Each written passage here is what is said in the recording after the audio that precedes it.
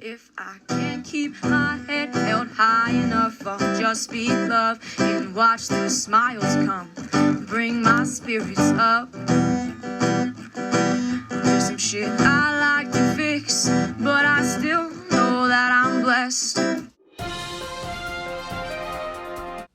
I'd like to share with you a little bit about Arroyo Grande, the city where a lot of these particulars occurred.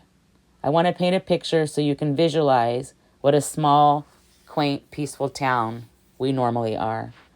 Arroyo Grande is a small town on the central coast of California, and in 1769, the Spaniards first arrived. Locals refer to it as AG, and it's part of the 5 cities, including the most well-known of the 5 cities, Pismo Beach.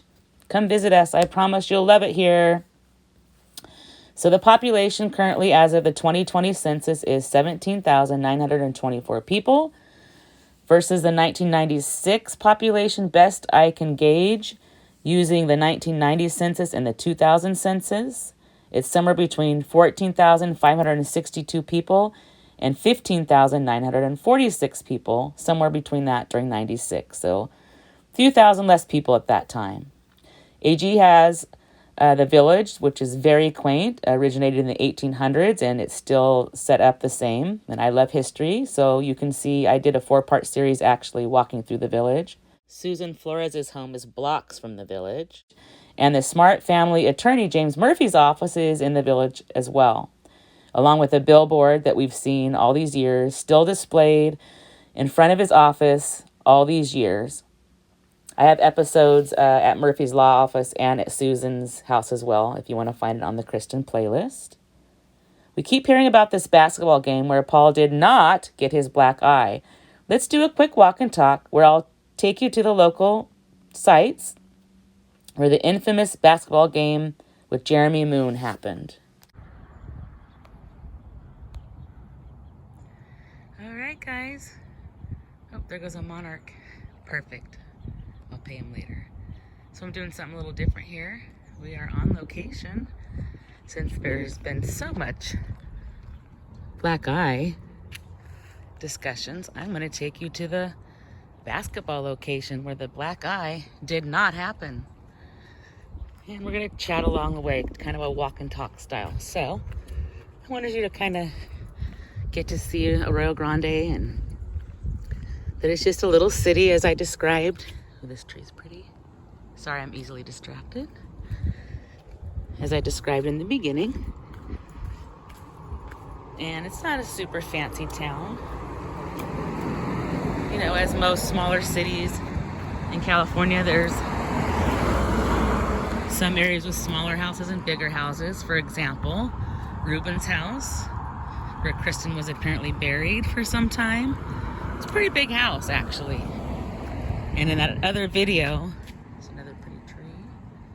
They were talking about possibly putting houses up as collateral or payments for legal fees and stuff. That house is definitely probably worth over $1.5 million because it's on acreage, if not more. I didn't look. I'm just speaking. This is freestyle, this walk and talk. All right, I had to look it up when I got home. It looks like I was pretty darn close on the price. And with the real estate market all over the place in California, it was recently worth $1.62 million, which is kind of what I was thinking, as shown here. And it was built in 1991 by the Flores family. They're the one and only people to ever have lived in it. And it's almost on an acre. So anyway, you can kind of get a feel for this neighborhood in Arroyo Grande, where he was playing basketball at Harlow Elementary, as was revealed in court today. So I'm just taking this last block so you guys can kind of get a feel for the city, since this is the city where a lot of this took place. Susan's house is here. Paul lived here from a young age once they moved here from Southern California. So he graduated from high school here. I do believe he went to middle school here as well. I'm almost positive. All right, guys, I was partially correct. I had to go down a rabbit hole, so come along with me. It'll be worth your while, I hope. So they lived in Torrance, California while he was in middle school and moved here while he was in middle school. So he attended middle school there and here. But you might find it interesting why he left that school. And many people already know about this, but for those of you who don't, it'll be your first time, and it's a good refresher, as I say, for the rest of us. So here's a brief synopsis.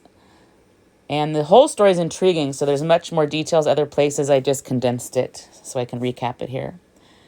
So students were on the playground area for PE class. This was a school that had 6th, 7th, and 8th graders in Torrance, California. And Paul started picking on a kid named Nick, and he picked on him a lot. Nick wore glasses, and that made him a target of Paul especially. He referred to Paul as a big bully. So it started with a shoving match, and Nick said it was a day he wanted to stick up for himself. So it went from shoving to wrestling to Paul actually sitting on his face. And so while Nick was laying there with Paul sitting on his face, Nick kicked Paul in the face, and Paul jumped up and basically jumped in the air and stomped on his head, leaving a shoe print on Nick's head. Nick was knocked out, and of course Paul ran away. Nick went to the ER where he was in and out of consciousness for the first 72 hours. He was hospitalized for 5 entire days. He suffered from headaches for 6 months there following. And no surprise here that the Flores family refused any recommended counseling. Paul was, of course, suspended for school temporarily. And as usual, the Flores family is making excuses for him. And you should hear their version of what happened. It's a joke. So this was the Flores family, in my opinion, already setting up the pattern for where we are now. And there was also a lawsuit and everything regarding this case.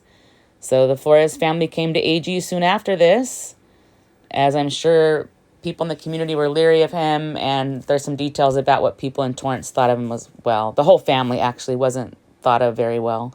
But we don't have time for that today, so there's the update on the school. Hope that was helpful. We also can't forget the most important thing about this city. It's believed that this is where Kristin's remains have been scattered in Wasna. So Kristin herself is somewhere within the area. And it's so hard to deal with that. We all wish we could just bring her home to her family. We did do the drive out to Wasna. If you want a better idea of how rugged the terrain is and why somebody would scatter someone out there, it will probably make a lot more sense. You can find it on the Kristin playlist. So I'm going to show you the school right up here and then take you to the basketball courts, which I've never actually gone over to it or thought much about it, but since it was discussed at great length today in court, I figure why not? And I need the exercise, I need the walk.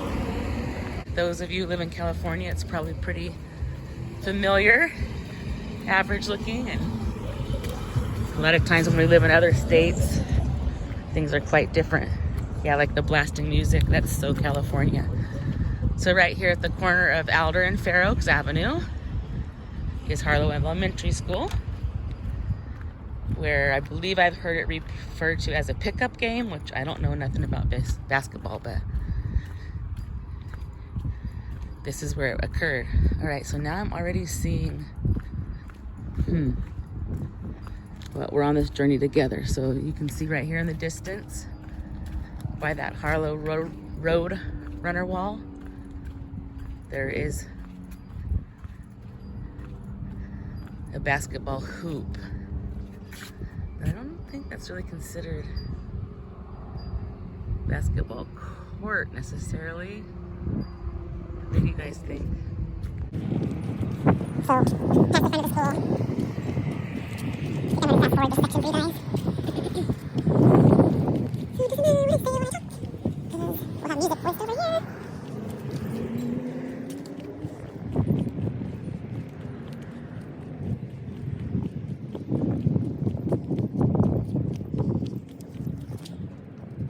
I've noticed in true media style, they have it misspelled too. I see it, and most of the coverage spelled Harlow, which is not correct, which can affect people in doing research, especially when you don't spell it correctly.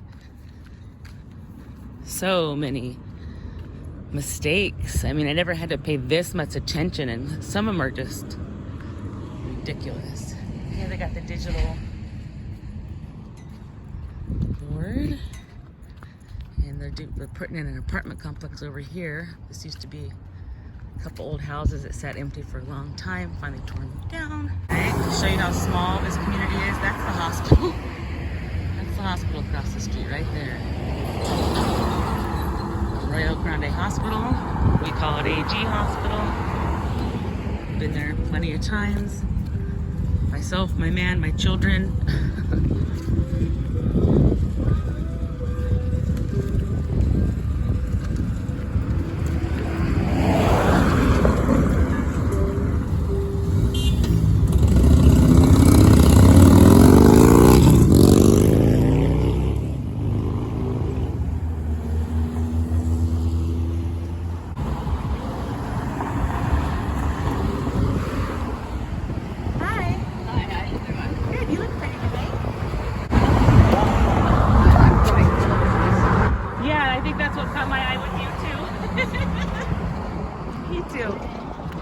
I'm Gina. Nice to meet you, Betty. And your name is Gina. Sheena. Gina. All right. Nice to meet you. Yeah, thank you. Yeah. All right. That was not planned, guys. Now you can see it's a very friendly city. We live close to the beach, and that really brings out the friendly in people, especially getting down towards Pismo and stuff. It's really fun. Of course, depending on the season.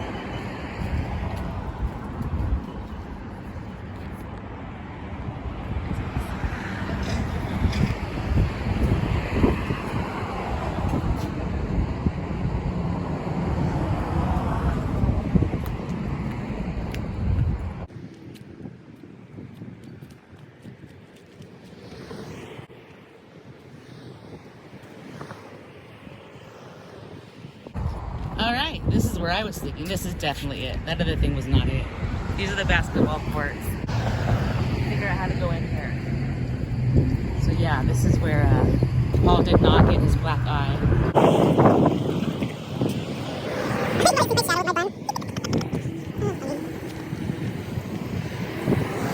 There used to be a bunch of bushes right here on this corner, and one of my daughter and her teenage friends were teenagers and driving.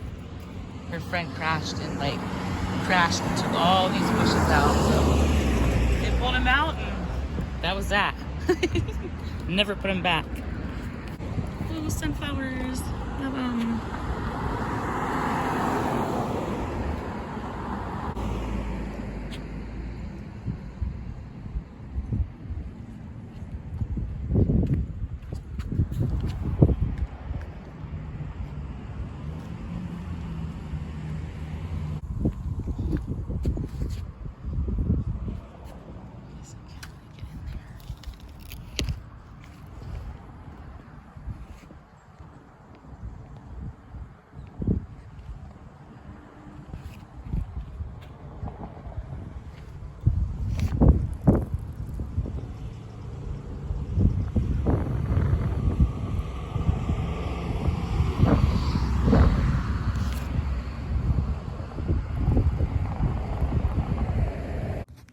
If I can't keep my head held high enough, I'll just speak love and watch the smiles come. Thanks for Bring watching. my spirits up. Don't forget to stop and smell the flowers. There's some shit I like to fix.